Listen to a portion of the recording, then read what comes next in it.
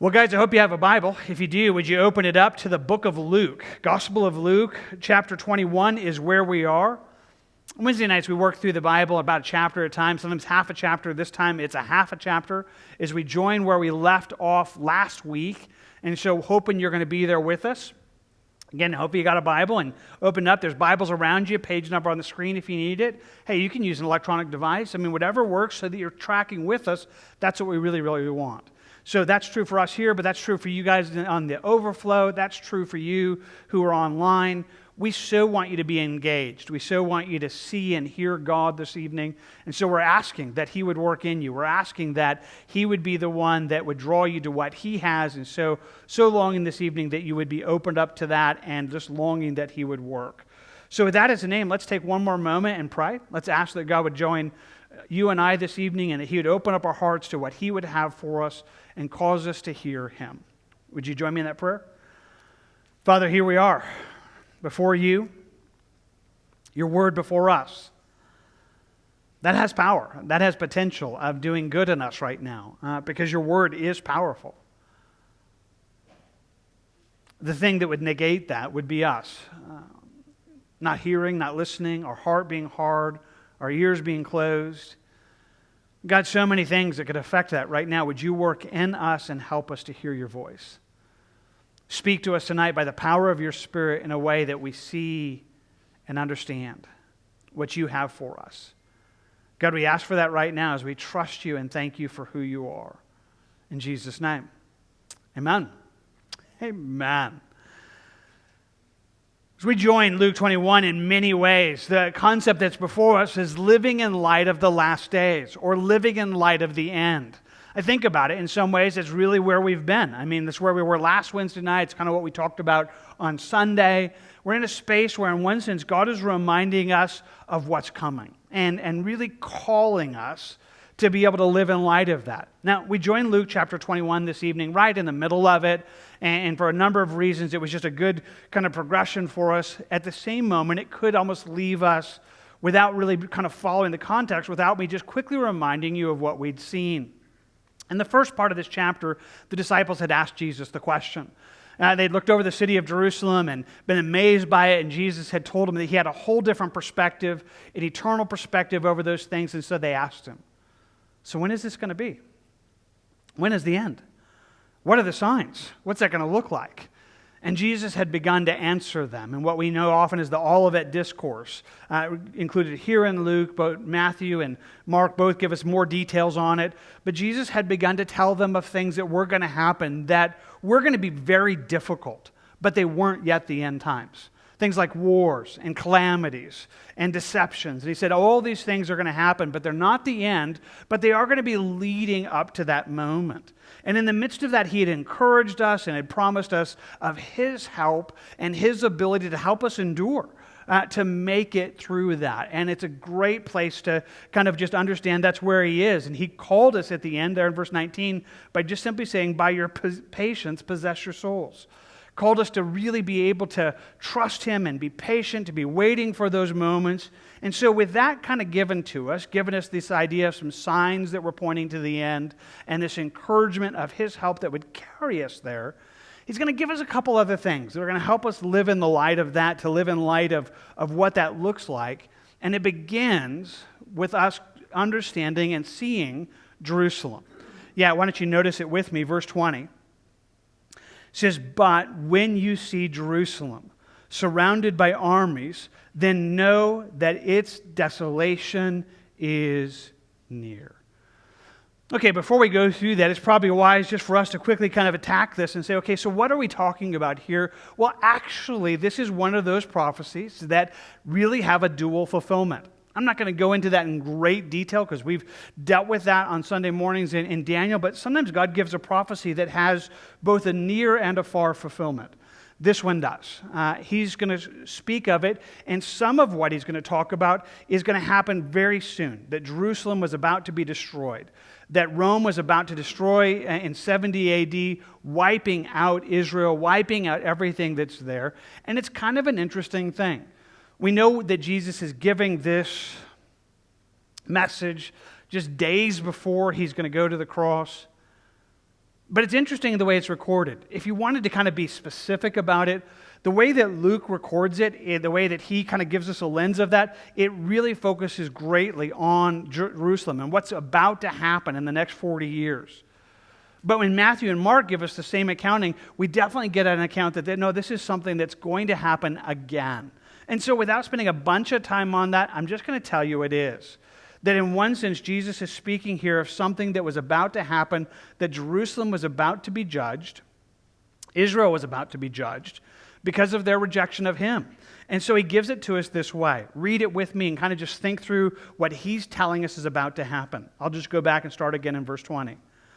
But when you see Jerusalem surrounded by armies, then know that its desolation is near. Then let those who are in Judea flee to the mountains, and let those who are in the midst of her depart, and let not those who are in the country enter her. For these are the days of vengeance. For all the things that were written may be fulfilled. But woe to those who are pregnant, and those who are nursing babies in those days. For there will be great distress in the land, and wrath upon this people. And they will fall by the edge of the sword, and be led away captive into all nations.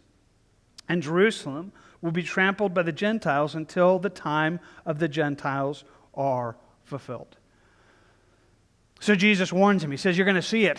Jerusalem is going to be surrounded by armies. And when that happens, know they're going to go down. I mean, this is God's destruction that's going to happen there. And it happened exactly that in 70 AD. Titus Vespasian kind of just comes and leads the Roman armies and surrounds Jerusalem, camps around it, and literally destroys it. Interestingly, just honestly, hey, there was a whole group of believers that took these words seriously and did exactly this. Large numbers who recognize this is not going to go well. I mean, Jesus told us exactly what's going to happen, and they left in large numbers. So that really, as some of historians look at it, there were very few, if almost no, Christians left because they recognized Jesus literally was warning them. But for the Jews, it would go incredibly badly. 1.1 million Jews were slaughtered in that moment as he just completely brings destruction upon Jerusalem. They literally drive out every single Jew there. They take them captive by the hundreds of thousands, those who aren't killed, and take them into every other place so that literally they are entirely driven out of Jerusalem. Literally. Not a single Jew remains. In fact, it becomes illegal to be a Jew in Jerusalem. They renamed the city. They come in there, and the Caesar at that time renames Jerusalem Aeliana Capitolina, and just says, hey, Jerusalem is no longer Jewish. There's nothing Jewish about it ever again, and it became a death penalty to even come into the land. It was an incredibly sad moment. A moment where, again, when Jesus says it this way in verse 22, these are the days of vengeance. These are the days that all of that's going to happen. He says in verse 24, they will fall by the edge of the sword. They're going to be led away captive into all nations. And it really happened that way. Judgment that was coming, and literally Israel was conquered, and they had no land that was their own. Until, they're back in the land in our days. That Israel back in 1947 came back into the land and kind of reestablished themselves as a nation. Incredible ways that some stuff is happening, but more on that in a moment. So again, this happened. It did happen. Jerusalem was destroyed. But the Bible lets us know that when we think about this, it's going to happen again. That when we look forward to what's coming, that one more time it's going to happen. This time it's going to be the Antichrist that brings the world against Jerusalem. They're going to happen during the tribulation, where one more time we actually have it detailed in Ezekiel, the number of nations that are going to come against them and how that's going to happen. And Jerusalem one more time is going to be surrounded and in many ways be driven out. And so it's the same thing again. That he's telling those in that day that's coming, Jews and those who would be there then, hey, when that happens, you should leave. When that happens, because it's not going to go well for you. That's worth just understanding. That's something that's yet future. Now, don't get worried. We're not going to be there. I think the rapture is going to happen before that for us. Nevertheless, it's worth just understanding that in one sense, when we think about that it's something that we keep our eyes on. I mean, it's been said in many ways that you should always keep your eyes on Jerusalem. It's almost one of God's timepieces throughout time. And we know exactly what the Bible says is going to happen. We know that in those days, we get it in the book of Zechariah where it tells us, "Behold, I will make Jerusalem a cup of drunkenness to all the surrounding peoples, and when they laid siege against Judah and Jerusalem." And this is a prophecy that is yet future. He says, here's what's going to happen. He says, I'm going to make just Jerusalem this place that everybody's going to come against it. They're going to seek to war against it. He says, in that day, I will make Jerusalem a very heavy stone for all peoples. And all who would heave it away will surely be cut in pieces, though all the nations of the earth are gathered against it. He says it's going to be this multinational kind of just conflagration of nations that are come against Jerusalem, and yet it's not going to go well. I mean, God's going to kind of show up in the midst of that after the battle kind of takes place, but it lets us know that that's going to happen. Now, why do I tell you this? Well, again, in one sense, it's worth just making sure that you and I understand, hey, this should be no surprise. This should be no surprise to us. That in one sense, Jerusalem and the state of Jerusalem is going to be what he says. It's going to be a heavy stone for all peoples. It's going to be that way to the end. And I don't know if you see it that way, and I don't know how much you have kind of an understanding of this, but I'm just telling you, it shouldn't be surprising that Jerusalem is always in the news. That there's like never a week that goes by that they're not, well, this happening in Jerusalem, and trying to figure it out, and just understand it's still where it's going to go. I mean, when we think about what's happening in our nation, we think about what's happening in the world, it should just not be surprising that in many ways Jerusalem itself is a cup of trembling. It's one that's going to be this burdensome stone for all nations. And so when Jesus is giving us this layout, he's telling us, hey, that's going to happen. And then he just simply sums it up and says, that's going to happen. Jerusalem, in verse 24, will be trampled by the Gentiles until the time of the Gentiles are fulfilled. In many ways, that's a foreshadowing of the rapture. It tells us there in the book of Romans that blindness in part has happened to Israel until that day that the final Gentile is saved, and then he's going to work again in them. And so there is this Jerusalem being trampled. Now again, that kind of finds itself, without spending a bunch of time on it, kind of as a well, what's happening right now? I mean, Israel's back in the land, right? I mean, it's a nation again, and we recognize not a believing nation, but they're there. But nevertheless, really probably prophetically, even though Israel's back in the land, the Temple Mount, that which is the center of the world in many ways, is not under Israeli control. It's still given to the nations, and it's still under kind of Muslim control, and it would seem to be that in many ways that's probably going to keep happening until the Antichrist shows up on the scene and solves the issue. All that simply saying, hey, it's just interesting to kind of watch that and say, okay, we get to see that this is going to happen, that these are the things that are coming. So as we're thinking about the end, in one sense, it's not surprising to kind of recognize the place that Jerusalem has in that, the place that it would be in that. And so Jesus speaks about that and warns of what did happen and will happen. From that, he gives this. He says in verse 25, and there will be signs in the sun, in the moon, and in the stars, and on the earth great distress of nations with perplexity, and the seas and the waves roaring, men's hearts failing them for fear of the expectation of those things which will be coming on the earth, for the powers of heaven will be shaken. In the midst of this, Jesus is going to call those who see that at that moment to look up. But that's worthy of us just making sure we stop and think about it. So we're getting here, he tells us there's going to be these signs, there's going to be these massive cosmic disturbances, and without spending, again, a ton of time, we're in the middle of the tribulation. I mean, that's really what this begins to picture, that when what we know as the tribulation is going to come upon the earth, when the book of Revelation gives it out to us, it lets us know that it's going to come upon the earth with some very cosmic disturbances. I mean, meteorites, whatever you want to think that, just in the midst of this is going to come there, comets, calamities that would be a part of this, that's really detailed out for us in Revelation chapter 8. Hey, it's been a while since we did the book of Revelation, but if you're really, really curious, you can go back and find it on our website. But we talked about it then. Is in Revelation just spells out, the first 4 of 7 trumpets. And he talks about how that these comets, these flaming things are going to fall on the earth, and 1/3 of the vegetation of the earth is going to be destroyed. 1/3 of the sea is going to be poisoned.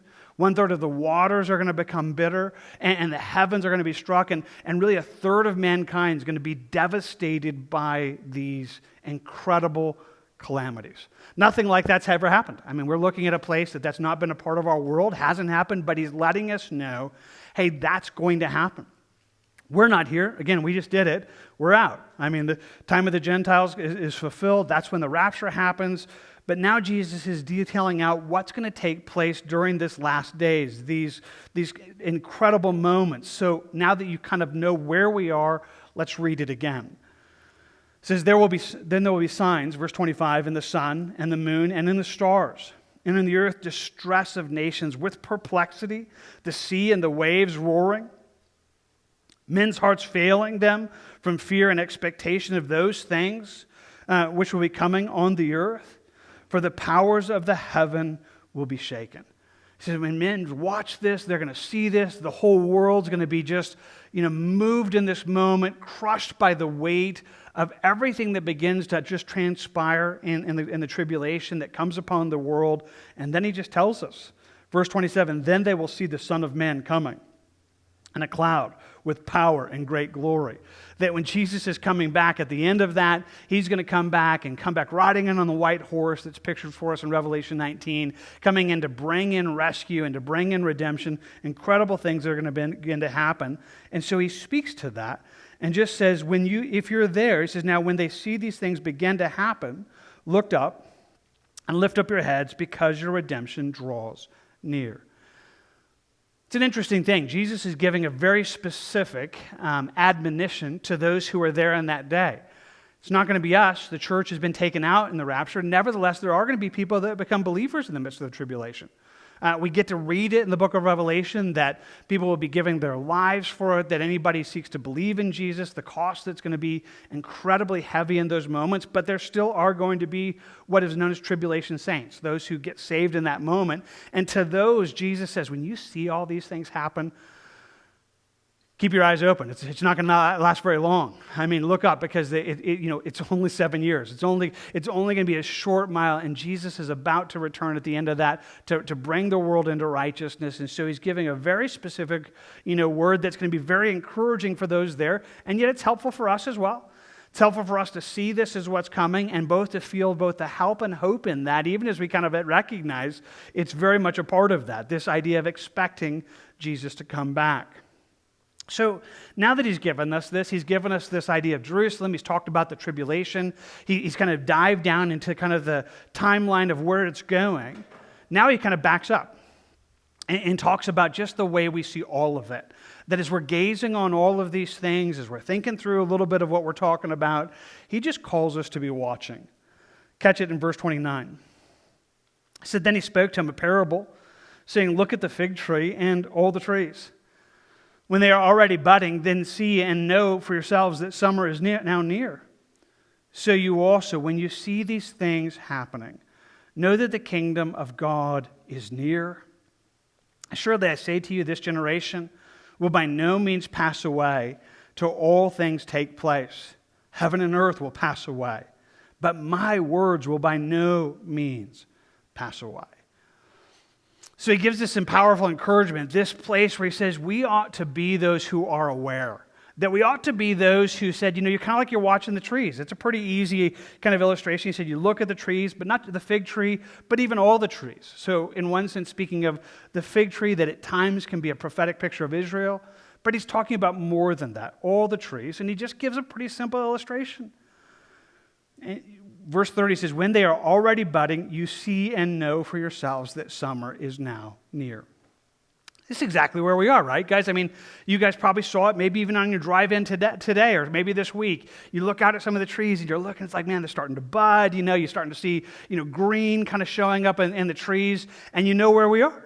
We know we're in the season that spring is here. Summer is about to be upon us. It's about to be 100 degrees. Hey, but that's just another part of the deal, but happens way too quickly. But I mean, in one sense, there is a sense we know where we are. We can look at it and say, I can recognize the season. I know where this is. I don't need a calendar. I don't need a phone to tell me where it is. Actually, creation itself is speaking to me of where I am. And he's calling us to have that kind of expectation, to kind of be that place where we do this. Now, here's what I recognize. I'm actually talking to people that are on different sides of this right now. So let me try to quickly speak to at least a couple of the sides. Hey, some of you, you don't need much. I mean, just me saying this, you're like, yes, I'm so excited. Like I'm watching. And for me to speak to you and say, hey, when you see our world and you see things happening and you see things that seem to be kind of, rapidly moving towards the end times, then you ought to be one that's like, okay, it seems like we're getting closer and closer. I mean, I'm watching what's happening, and it's kind of filling me with expectation and anticipation of Jesus coming back. And if that's you, then hear it this evening when Jesus just is telling you, hey, I want you to be that way. I want you to watch. I want you to be alert. I want you to be paying attention to what's happening so you can almost feel the world around you moving forward, and you could go, I see where we're going, I know what's coming, and I'm excited about it. So if that's where you are, I just want to speak it to you and say, hey, hear Jesus encourage you this evening. But I know I'm talking to somebody else that quite honestly, you're like, this whole end time stuff, I never really understand it, and doesn't, I don't know. Can we just go on to something practical, and talk about, like how I handle my marriage or what I do with life? I mean, this whole kind of living in light of the end times doesn't always just kind of land with me, but hear me as clear as I can. This is Jesus talking. This isn't Pastor Jim. This isn't, my personal opinion on the world. Jesus says, hey, I want you to look at the trees, and I want you to be those who recognize these things. This isn't meant to be just, people who are specifically wired that way, that they love prophecy. It's meant to be something that in you that you're like, okay, I want to be paying attention. I want to make sure that I'm expecting that the world is moving forward and that Jesus is coming back and that reality that's going to happen. So he calls us to that. He says he calls us to all that. And so he says, so also when you see these things, verse 31, then you should know.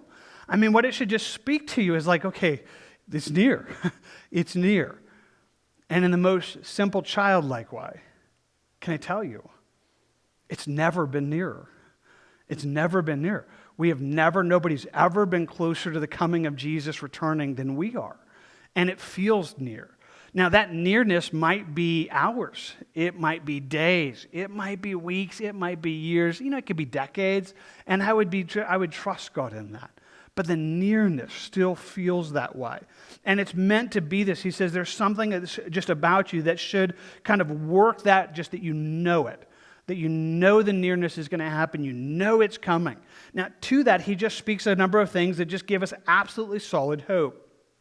Technical things, but I'm just going to touch them briefly. Verse 32, he says, assuredly I say to you, this generation will by no means pass away till all these things take place. So, Bible question. What in the world did Jesus just say? Did he just give us a timeline? Did he just tell us, hey, if these things begin to happen, it's supposed to happen within a generation? Hey, be careful with that. Some of you will know, you've been around. Some of you were back in the days of like 1988. It was a really big deal in 1988 because, Israel was declared a nation in 1948. And so in 1988, they said, a biblical generation is 40 years, and so Jesus has to come back before 1988. And there was these books that came out, 88 Reasons Why Jesus is Coming Back in 1988. And I just want to tell you, somehow that should automatically recognize that's not going to be true. Jesus isn't going to give us if the Bible's true and he's telling us nobody knows the day or the hour, that can't be what this is saying. He can't be giving us a clue that we could kind of get around this understanding of having no idea how much longer we have, but living in expectation of it. So then what does it mean? Well, it might mean a couple of things, and good Bible students actually wrestle over it. It could just be this affirmation that when the tribulation happens, when all this happens, it's going to happen very quickly. We know it in 7 years that this isn't going to be decades long. It could just be an encouragement that when this happens, it's not going to be 100 years of great tribulation. It's going to be very short. That's one possibility. The other possibility is a little bit more technical, but I quickly toss it out at you because if you've been with us in Daniel, you might remember that we've talked about this prophetic pause that we're in. That God had given this promise to Israel, and then right in the middle of that promise, we have this unseen, unknown reality that is the Church of Jesus Christ that has now existed for about the last 2,000 years. This term that's used for generation could be speaking of that, and if it is, it's just telling us in a very childlike, simple way, hey, there's no other hidden timelines. I mean, like, there's nothing else. I mean, yes, the church, this generation, this people of who we are, there's not another one coming. There's not anything else hidden, and it could just be an encouragement that it's going to happen. Hey, some Bible students feel that, and it kind of feels that way. Either way, it's an encouragement of the nearness and shortness of time, or even just the solidness that all of this is going to happen. Jesus adds to it this, verse 33, heaven and earth will pass away, but my words will by no means pass away. So track with this as clear as I can. If you have no idea what I was just talking about with the prophetic pause and all that, and you're like, hey, that's going over here, then just hear this. Jesus says, I'm telling you it's going to happen. This is more trustworthy than anything else you could believe. The heaven itself, that the sun comes up tomorrow, that the moving of the skies, that's all going to end, but this doesn't. This is more solid than anything else you know. There's not anything more solid than the promises of Jesus right now. Nothing is more sure that that's going to happen. I mean, I just want you to kind of feel that. See, I think about it this way, trying to say it again. For some of us, we really do get it. The world itself or the way things move, they feel solid. So if I asked you, hey, do you think the sun's going to come up tomorrow? I mean, are you counting on the sun coming up tomorrow? And most of you would be like, well, yeah, it's like sun comes up every day, comes up right on schedule, there really is no doubt about the way this is going. But it's going to stop one of these days. But Jesus' words aren't. Jesus' promise of all of this happening is more solid than anything else that you know. And he's just affirming that, and that's powerful. Because sometimes people look at this hope that we have of Jesus coming back, and that's a nice fairy tale. You got to have some kind of just, kind of positive, kind of vibe, even if it's not real. No, this is real. It is more real than anything else you've ever known. It is more real than anything else you've ever seen. That Jesus promises he's coming back, promises us he's establishing it, promises us he's working at it, and that should just speak life to us. So we're called to live in light of that. We're called to have this place where we're watching because we know it's going to happen.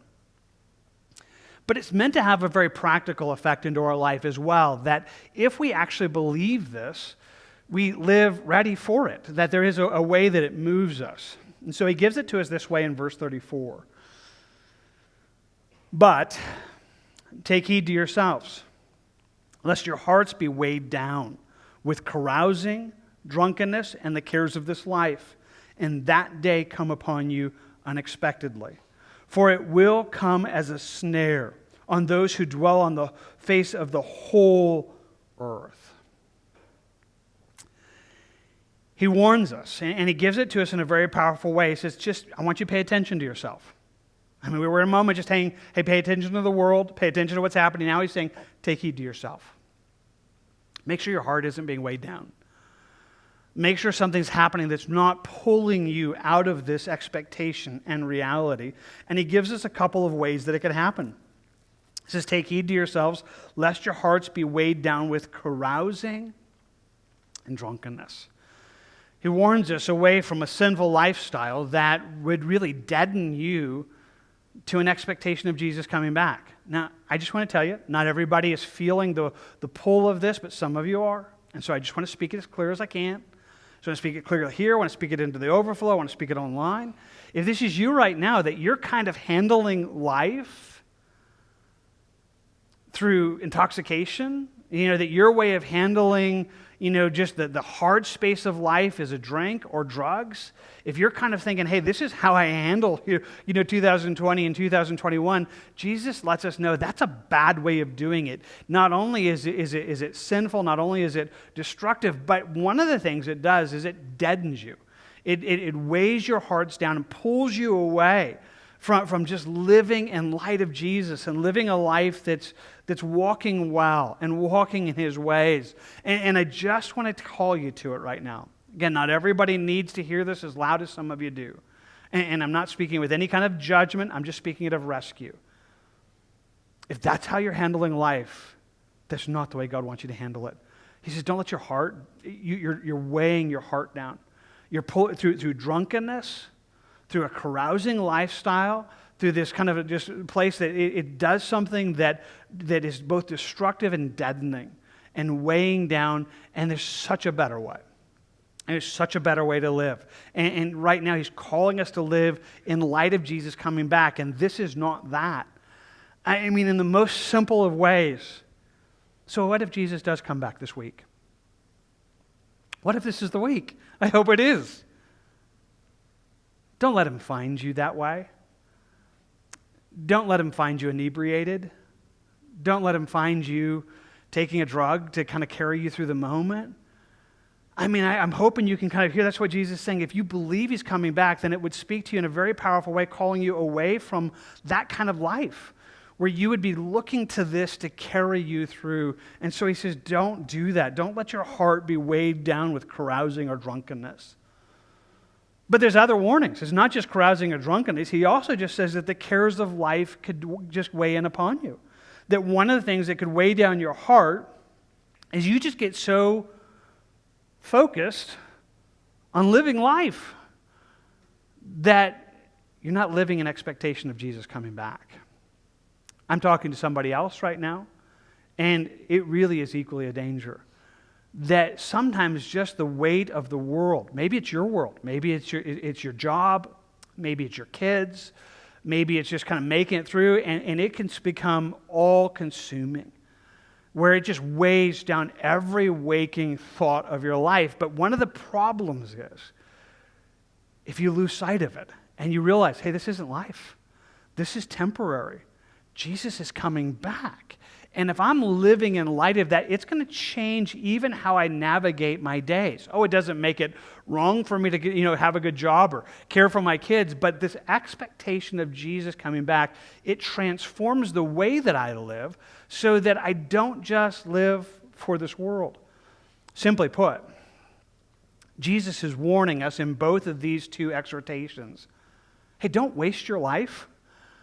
Don't waste your life so that when Jesus comes back, it's kind of like, well, that's, you've been living for either drunkenness or you've been living for the world, and now it's over.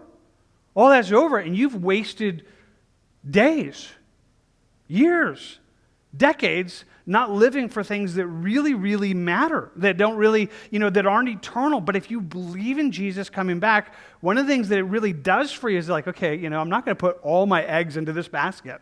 I'm not going to invest everything into this world because this is not my hope.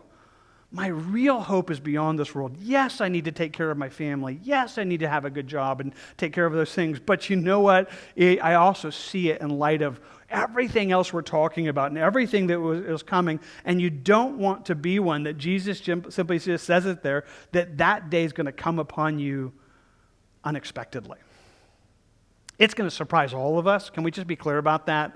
I talk to Jesus about him coming back every single day. Honestly, I use the Lord's Prayer, so it's a constant part of my conversation with him. But sometimes I'm just honest, it's still going to shock me.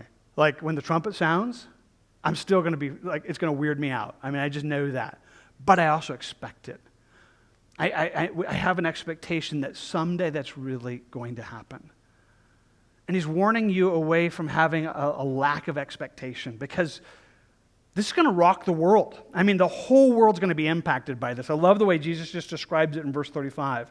For it, that coming of Christ, the day of the Lord, it's going to come as a snare on all those who dwell on the face of the whole earth. It's going to rock the world. But don't let it be you. Don't let that be the way that you live. Don't let that be how you are. So how do you do that? Well, that's what he tells us. Verse 36, watch therefore, and pray always that you may be counted worthy to escape all these things that will come to pass and to stand before the Son of Man. It's just the way that you don't live this life that is weighed down by this world or weighed down by sin is you are watching. You are watching. We already talked about that, the whole fig tree, pay attention and let it kind of stir up excitement. Watch for it. And let you be excited for Jesus to come back. Be looking. Just be looking. Just do it every now and then. If not daily, just every now and then. Just Lord, today's good. I'd love it if it was today. Go outside and just look up and just kind of watch a cloud and think, come from that one. Just right there. That would be amazing. And just with an expectation, just say, God, I'm looking for you. I'm watching. I have an expectation that's going to happen. Watch and pray.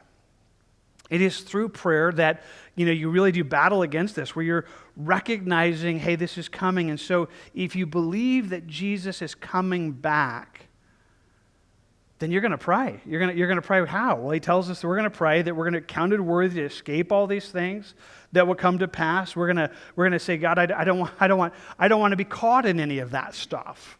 I don't want any of that stuff to kind of catch me. Instead, I want to be found standing before you. This is not meant to be, this dreadful fear that if you are having a bad day and Jesus comes back, that he's going to leave you behind. That's not true. And the Bible's really clear, he's coming back for all of us. And if you need encouragement, all you have to do is look at, Lot. He's a good example. And if God can rescue Lot out of Sodom, and he can rescue you. But you just don't want to be found that way. You just don't want to be found that way. And so there is this sense that you just should be thinking, you know what? When that day happens, I don't want it to be an embarrassing day. I don't want it to be that day that Jesus comes back and the very first thing I have to say is, I'm so sorry. I'm so sorry. I wasted my whole life. I've been wasting this last year. I've been wasting. It's like, that's not what I want to say. I want to say, God, I've been waiting for you. There's still going to be the holiness and all that goes on with that, but there ought to be a sense that you're praying and saying, God, I want to stand in that day. I want in that day to be in that place of being received. Some of you have been reading with us through the book of Acts, and you get that account with Stephen when he's facing his final moments, and it tells us he just looks and he gets a glimpse and he sees Jesus standing there welcoming him. And I want to just tell you, that's what you want. You want, if you're believing this, then it becomes this place of saying, God, I just want to be ready. I want to live in light of that day. I don't want to be caught in this world. I want to be rescued from that. And then expectation of Jesus coming back actually becomes very practical. That's worth me just talking about for a quick moment. See, for some people it's not. And I just want to tell you, there are some people that have an interest in the coming of Christ or kind of the whole end times prophecies thing. But sometimes you look at them and think, well, I don't know what it's doing in you. Is this all for argument's sake? Is this just so people can tell us that they believe what they believe? But it tells us in 1 John that, it says, behold, that, beloved, we're now the children of God. This is who we are right now. And we can't even imagine what it's going to be like in that day when we see him. We're going to be like him. And then it just tells us that everyone who has this expectation in himself purifies himself, even as Jesus is pure. In other words, if you really believe that Jesus is coming back, it'll change the way you live. And to put it in kind of reverse, if it's not changing the way you live, you really don't believe it. If it doesn't change you, just like, okay, like Jesus is coming back. I don't want to waste my life. I don't want to, have him just kind of, that's just not, if you really get it, it becomes kind of practically motivating. Like, why would I waste my life doing that when Jesus is coming back? Why would I want to be found? I would not want Jesus to come back and find me, carousing or drunk or just, totally wasting my life, in worldly pursuits and totally not paying attention to the end times and what it is. If you're honestly praying, it will be a practical effect on your life. And so Jesus is just simply calling us to it. He's telling us that we ought to be those who have this expectation of his return that practically works into our lives. So I'm just calling you to that. I think about everything that Jesus is telling us. He's giving us this and this picture and this power of what that would look like. It's worth just noticing what he does at this moment. And in some ways it sets us up for the next chapter, but worth seeing. Verse 37, and in the daytime he was teaching in the temple, but at night he went out and stayed in the mountain called Olivet. Then early in the morning all the people came to him in the temple to hear him. And this is a powerful picture that, again, is kind of going to play into where we're going to be next week and kind of heading into this moment. But at the same moment, it's kind of put into this chapter, and I can't help but feel that somehow we just get to see this is what he's doing.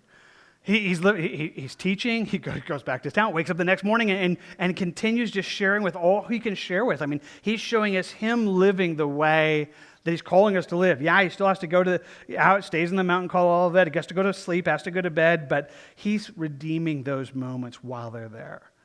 And that's something that's powerful.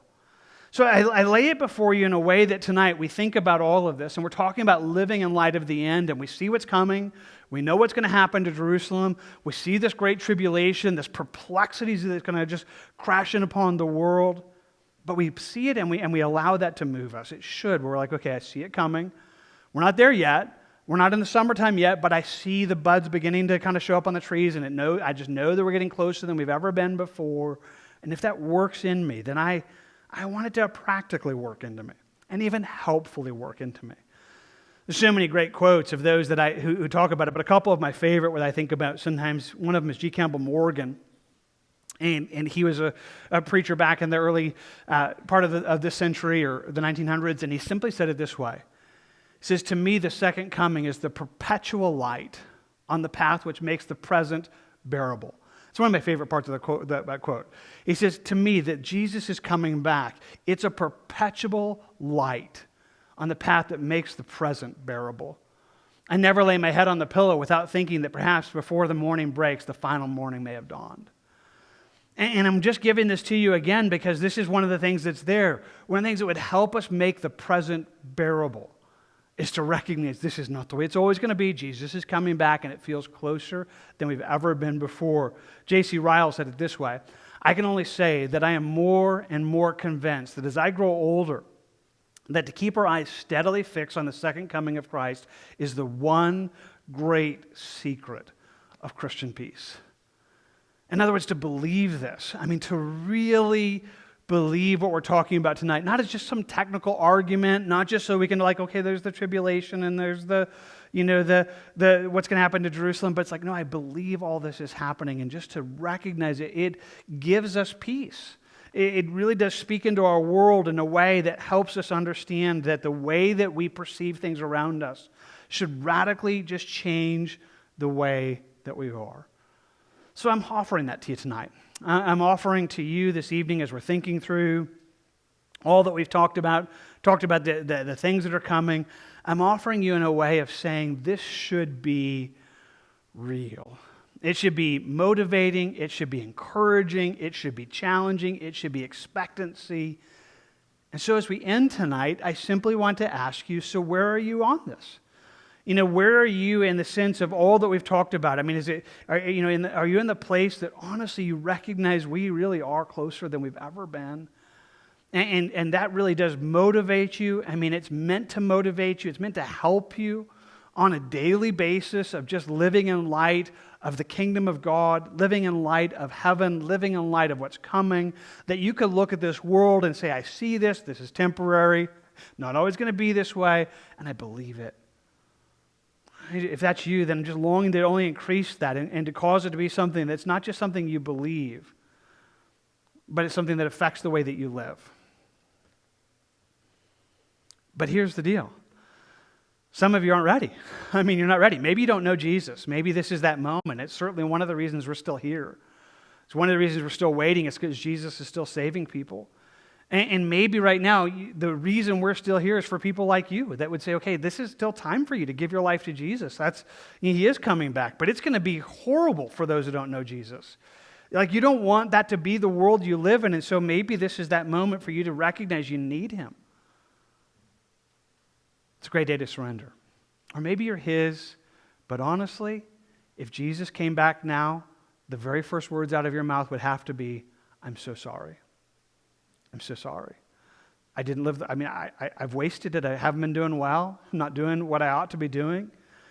And I just want to tell you, then this is a moment to simply change that. Not that any of us can be perfect, but there should be a sense that you long. It's like, I want to hear Jesus say, well done.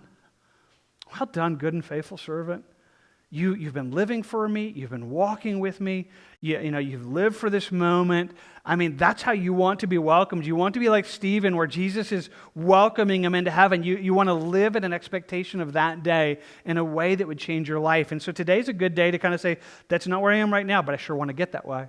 It's a good day to say, okay, Lord, let's begin living in light of your coming. Let's begin watching and praying. And then watch that change your life.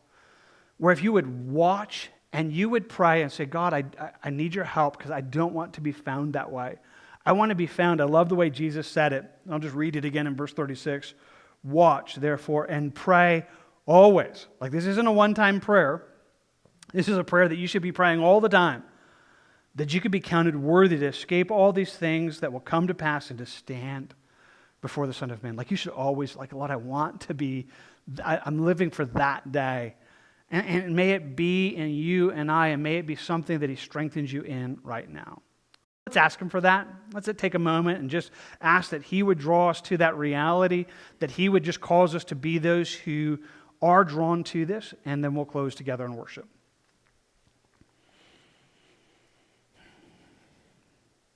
Jesus, I thank you that the things that we've talked about, maybe in small measure and childlike words and understandings that are honestly bigger than my brain, but I do recognize, Jesus, that heaven and earth will pass away, but your words are not going to pass away. What you said is going to happen. It's solid. Nothing could stop that. You've called us to live in light of what's coming. You've called us to believe both in who you are and what you're doing. God, you said that your return is going to be a stumbling block to the whole world. God, rescue any in this moment, in this space, online, that's where they are. That they're going to be those who, if that takes place now, they're going to be left behind. And they're not ready.